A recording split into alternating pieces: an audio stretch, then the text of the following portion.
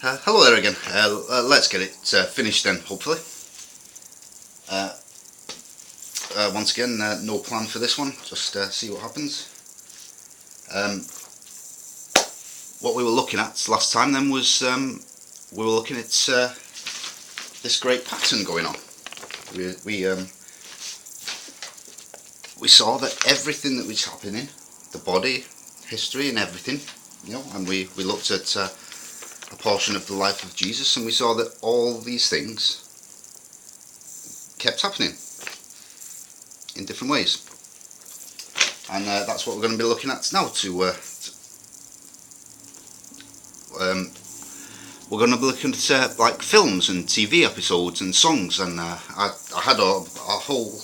I was going to show you a whole load of different examples, just because every single thing that I looked at was this. Everything that I looked at was this. Every film, every TV episode that I checked, even my own film, was everything. If you just go along, read it along, every picture which occurs is like describes a scene in my film, and then the next picture shows the next scene, and so on. But it's often exaggerated. Sometimes it's just a basic picture. Sometimes it's exaggerated. Sometimes it's the exact same picture. As I said, I had loads of examples, but there's no need to go through all that. What I've got is I picked a random song and a random film. So for the random song, I just picked a random song which has like a nice variety in the lyrics, which is Bob Dylan's Tangled Up in Blue.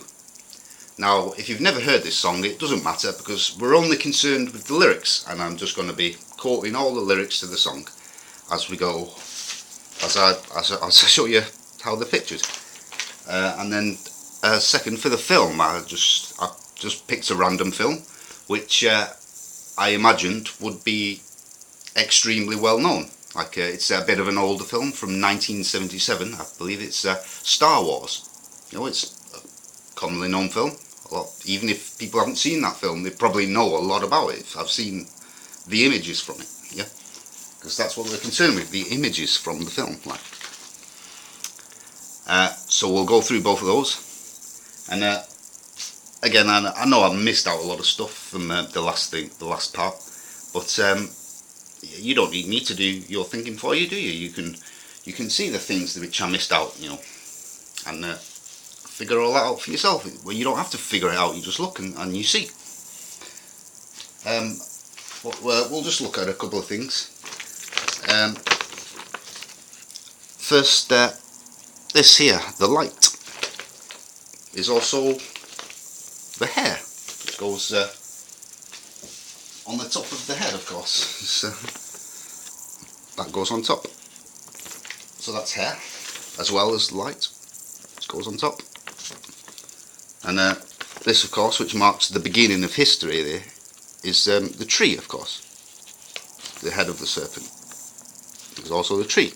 And it also looks like other things, and these look like other things. And a very important thing is these four animals here. As remember, these represented all the people of the earth. These four animals. And these four animals have great significance. But we might get onto that at the end. But we'll just see this pictured in the song, just as representing like all the people, like a group of people. And then in the film, we'll see a little more specifics about it. And then at the end, if we've got time at the end, then I'll go into a little more detail. And the boat here, great boat. That's all kinds of different vehicles. In the song, it actually turns out to be a boat. That's the only time ever, though. It's in films and TV episodes. It's normally like a great a spaceship or a car or a bus or something like that, a truck. And also Taurus, the bull, the ox, is also a vehicle, like an animal that you ride on, or it can do, or it's like an old tractor. And But often what we see is, as well as being a vehicle, it's usually like a broken down one which it doesn't work. It's like the image of the beast, like it just sits there and doesn't do anything. It's not alive. It doesn't work. Of course, Capricorn, of course, it's just the same, just stuck to the earth, and it doesn't move. But that's by choice. You know, like instead of their hands reaching up to heaven to do higher things, they just grab hold of the earth and their hands have become feet.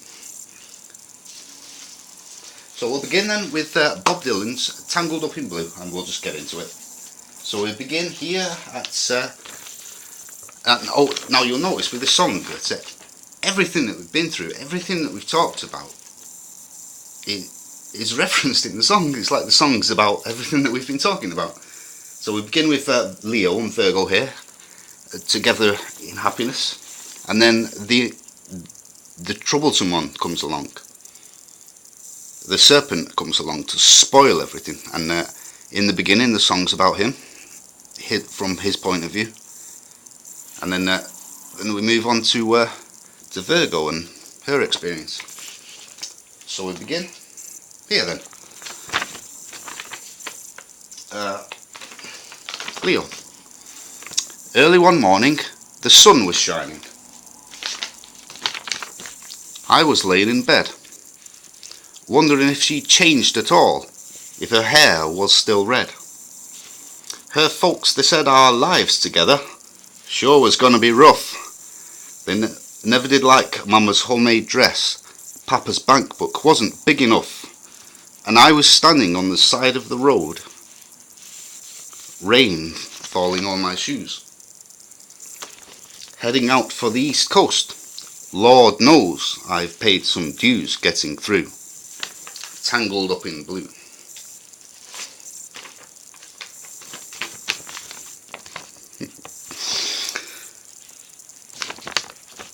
She was married when we first met, soon to be divorced. I helped her out of a jam, I guess, but I used a little too much force. We drove that car as far as we could, abandoned it out west, split up on a dark sad night, both in the green, it was best.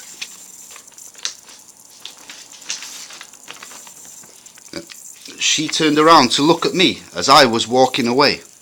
I heard her say over my shoulder, we'll meet again someday on the avenue. Tangled Up in Blue. As you remember. Remember everything we've been through? There we go, back to here again.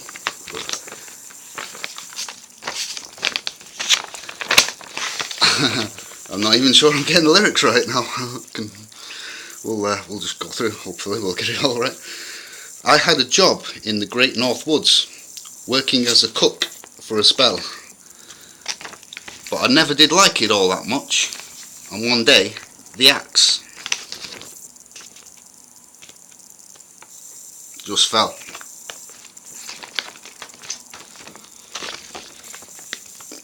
Where the axe fell.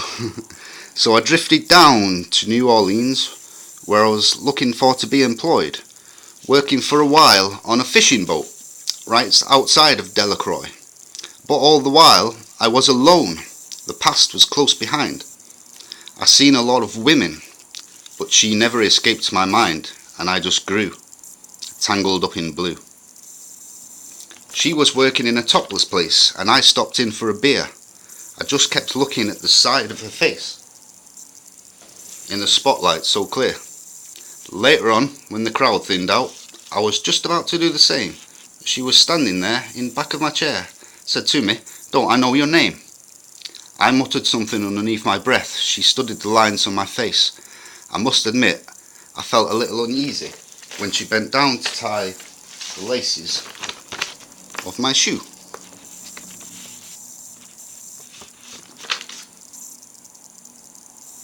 Which is, of course, this.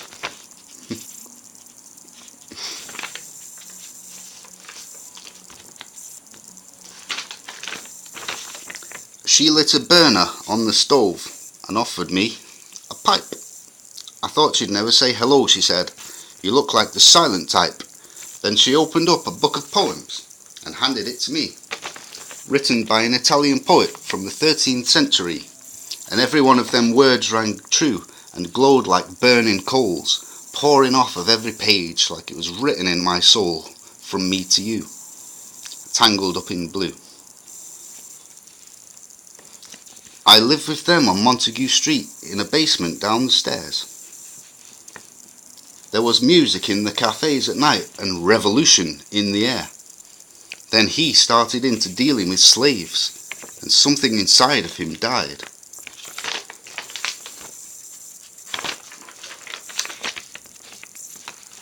She had to sell everything she owned and froze up inside.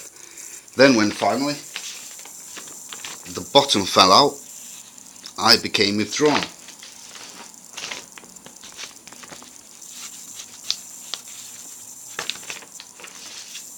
The only thing I knew how to do was to keep on keeping on, like a bird that flew,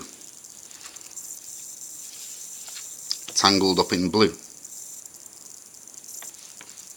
So now I'm going back again. I've got to get to her somehow. All the people we used to know, they're an illusion to me now. Some are mathematicians, some are carpenters' wives. I don't know what I don't know how it all got started. I don't know what they're doing with their lives. But me, I'm still on the road, heading for another joint. We always did feel the same. We just saw it from a different point of view. Tangled up in blue. So we see we have that loop there again. Just briefly appears at the end. So I don't even know if I got that all right, but it seemed to line up, so it must have been right. Yeah, so now we'll move on to Star Wars. So hopefully you've got the pictures now of that film in your head, like you know how it all begins. So once again we begin at Leo. In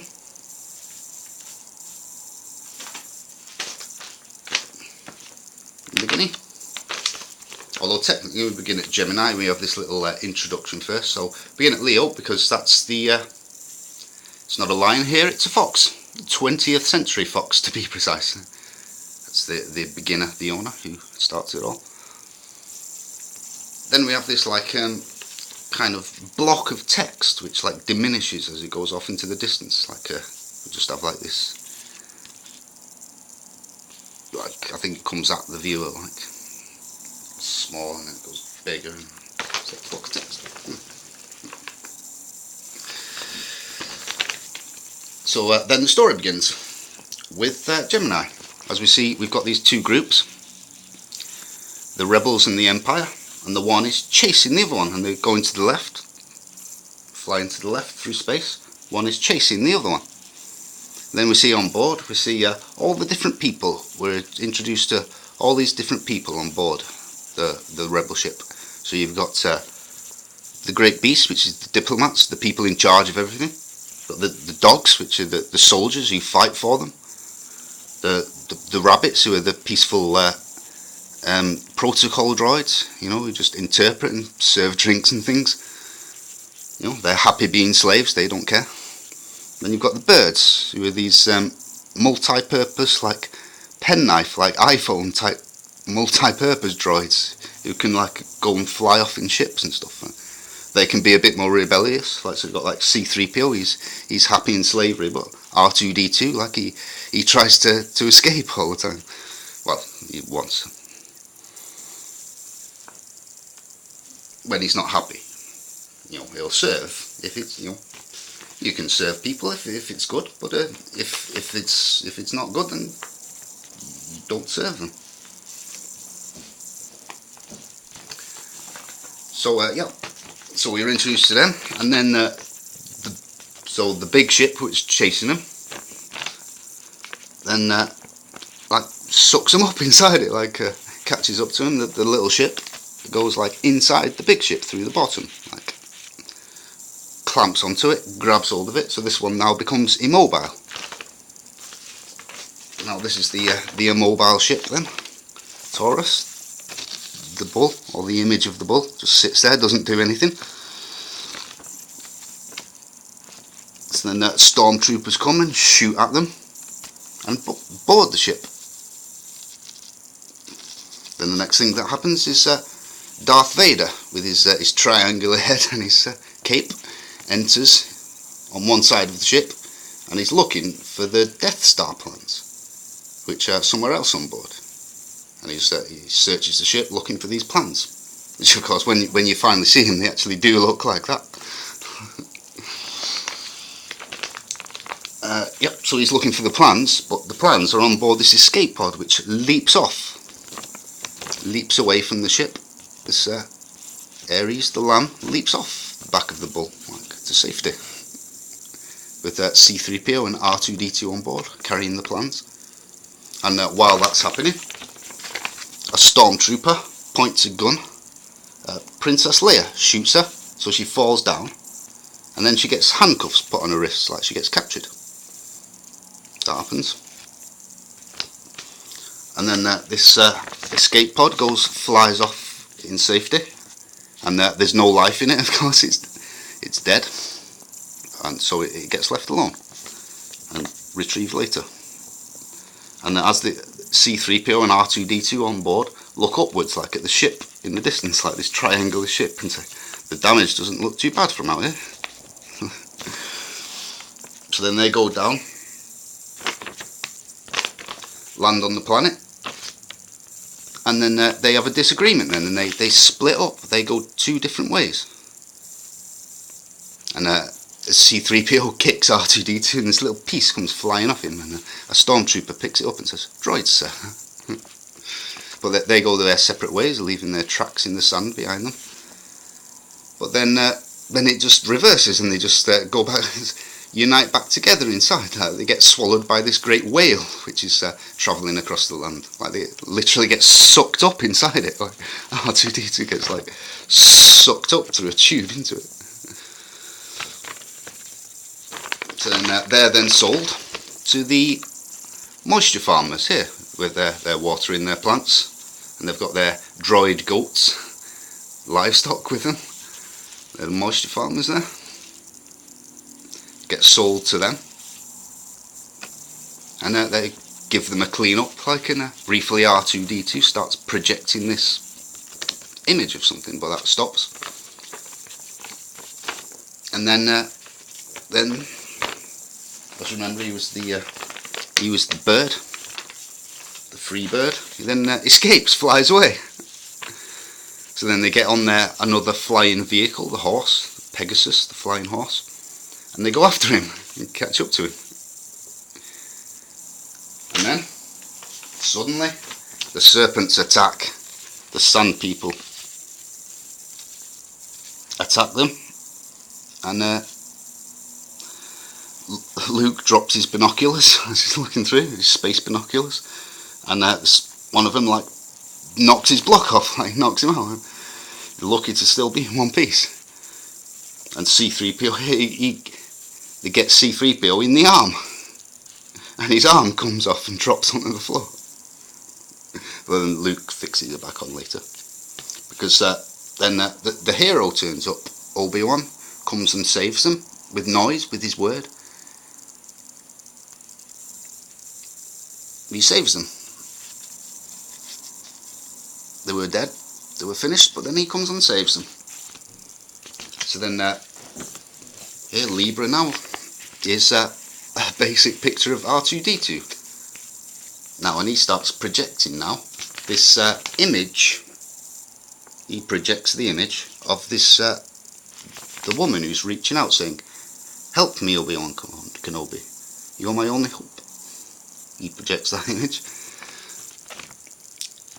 Well, Luke, of course, gets his lightsaber, this serpent here. You know, like a Indiana Jones whip, or Peter's sword. If you remember, this is Peter's sword as well that cuts off the ear. Remember, Satan was trying to get Peter to stop Jesus from being crucified.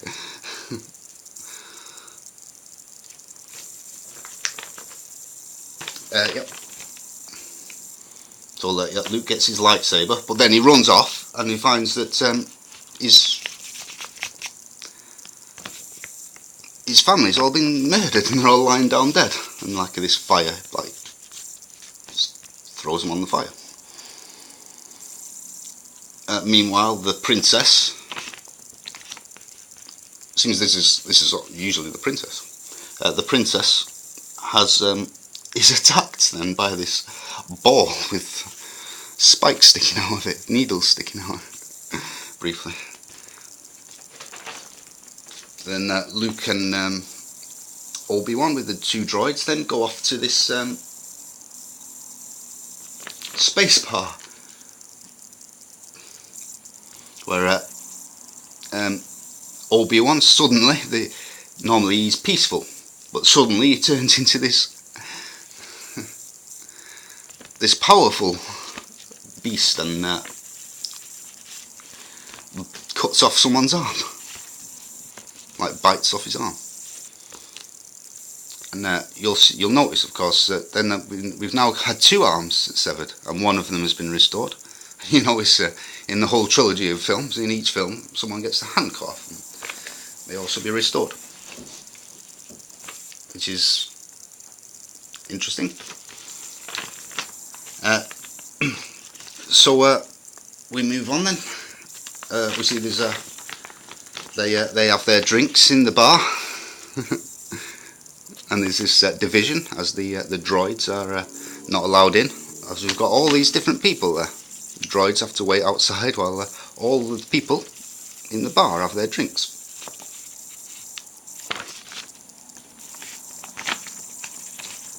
And the gang joins together then. So we've got the two droids waiting outside, and now we've got this great beast, this powerful, strong beast, Chewbacca. And we've got the vicious but loyal scoundrel dog, Han Solo.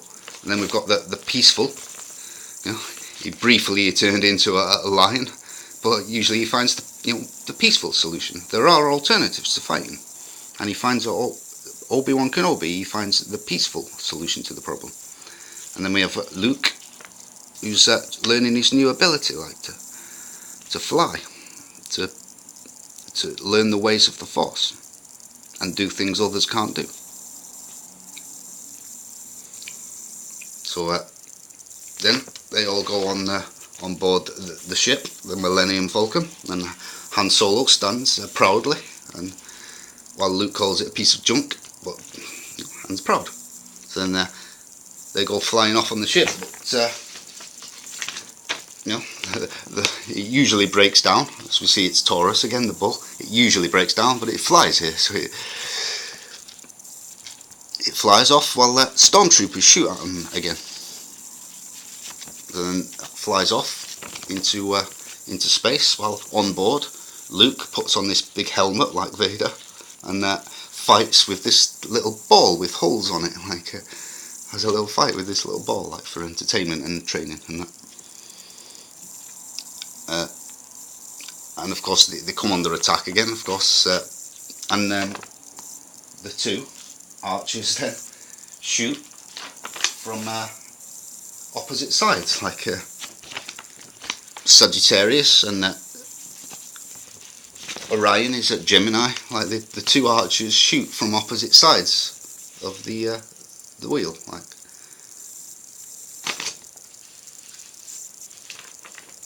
So it's like I got one. Don't get cocky. Yep. So, and then of course, while that's going on, I'm not exactly sure at what point it happens, but Vader and now the actual Death Star turn up around a planet. Because, you know, Taurus is also the Earth, like the.